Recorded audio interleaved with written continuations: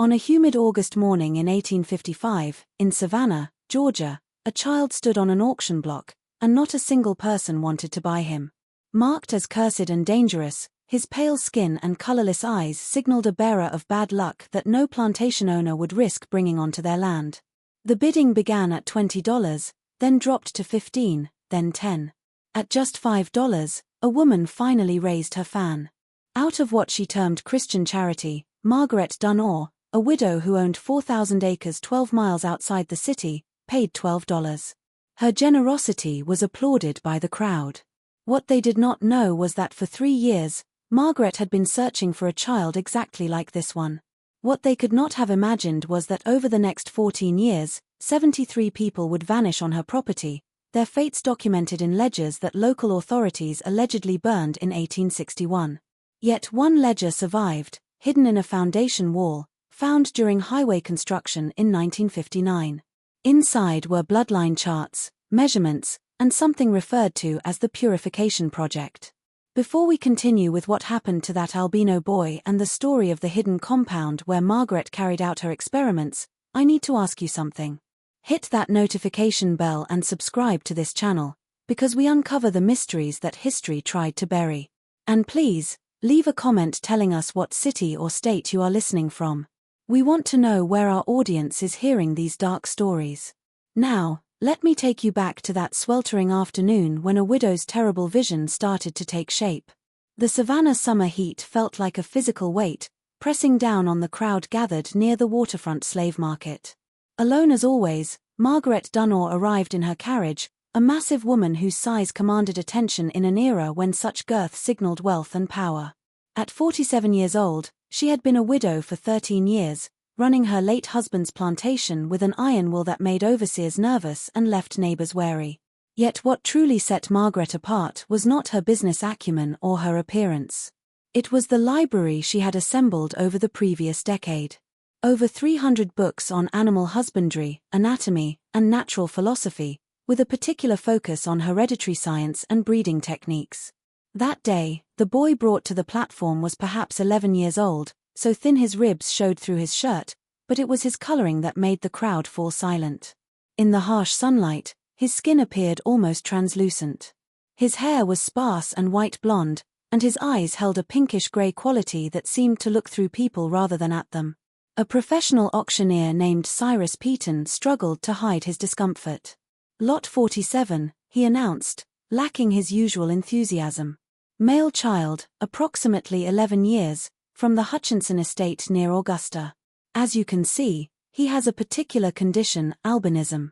The word was not spoken aloud, but everyone understood. In 1855 Georgia, such children carried heavy superstitious weight among both enslaved and white communities. Many believed they brought crop failures, that they were marked by divine punishment, that they could see ghosts. The mixing of African and European ancestry was common enough on plantations, but albinism created an uncomfortable ambiguity that defied the racial categories the entire system depended on. When bidding opened at $20, not a single hand rose. Peaton lowered it repeatedly until it reached $5. Still, nothing happened. People turned away, some making signs against evil. That was when Margaret raised her fan with deliberate slowness, her expression serene. The crowd turned to stare. $5 to Mrs. Dunor, Peaton said quickly, relieved to have any bid. Going once, going twice, sold. Margaret stood, opening her purse with theatrical generosity. "I will pay $12 for the poor child," she announced loudly. "It is our Christian duty to care for those whom others reject." Several women nodded approvingly.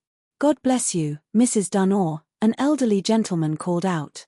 Acknowledging the praise with a gracious smile, she was the very picture of benevolent Christianity. But as the boy was led to her carriage, her eyes studied him with the cold calculation of a naturalist examining a rare specimen. She had finally found what she needed, subject zero for her purification project. During the journey to Belmont Plantation, the boy, whom previous owners had called Thomas, sat pressed into the corner of the carriage.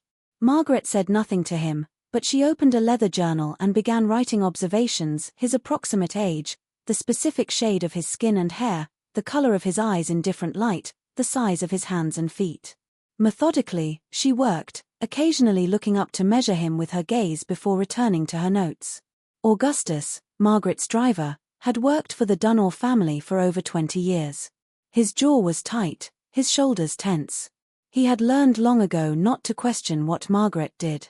Within the enslaved community of Chatham County, Belmont had a reputation.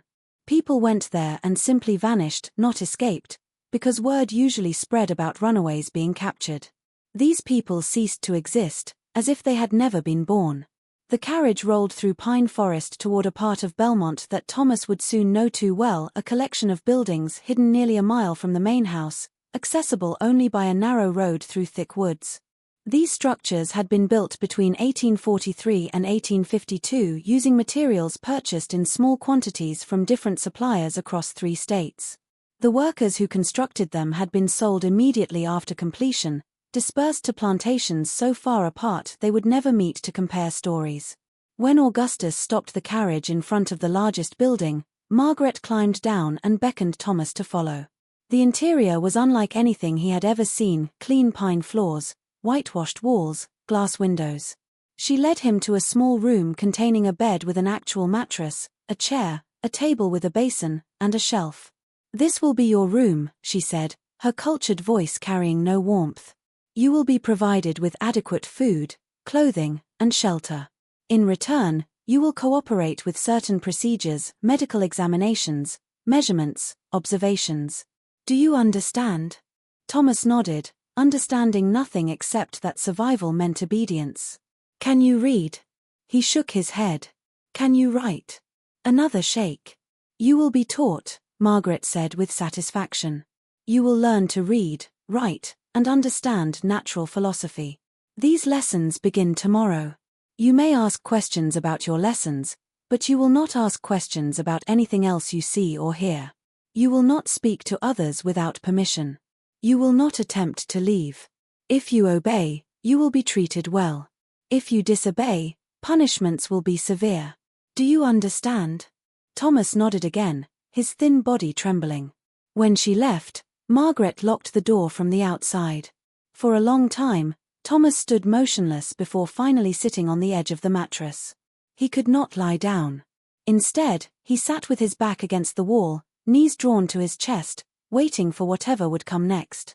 In the cool basement of another building, Margaret lit oil lamps and opened a journal. She dipped her pen in ink and began writing in neat, precise script. August 17, 1855. Subject 0 has arrived at Belmont. Initial observations suggest excellent quality for the purification project. Pure albinism evident in all physical characteristics. Begin preliminary measurements tomorrow, followed by educational assessment. Subject 0 represents the foundation upon which all subsequent phases will build. If theories prove correct, this acquisition validates 13 years of preparation. For another hour, she continued writing, documenting every detail she had observed about Thomas.